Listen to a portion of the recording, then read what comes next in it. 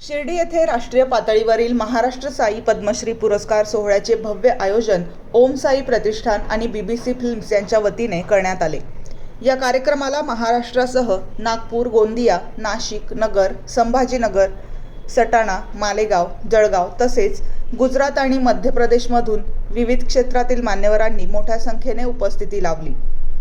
या सोहळ्यात कलाकार, शिक्षक, वकील, समाजसेवक अशा एकूण 36 विविध कॅटेगरीमध्ये तब्बल 275 सहभागींचा गौरव करण्यात आला।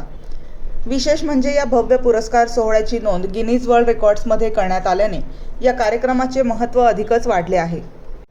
दरम्यान सावित्री कलियुगातली या मराठी चित्रपटाचे निर्माते आणि खलनायक अभिनेते कराटे मास्टर नानासाहेब बच्छाव यांना बेस्ट व्हिलन अवॉर्ड देऊन सन्मानित करण्यात आले। त्यांच्या या यशामुळे सर्वत्र त्यांच्यावर अभिनंदनाचा वर्षाव होत आहे। या भव्य सोहळ्यामुळे विविध क्षेत्रातील गुणी व्यक्तींना एक व्यासपीठ मिळाले असून त्यांच्या कार्याचा सन्मान करण्यात आला आहे। MG न्यूजसाठी प्रतिनिधी राजेश गोसावी।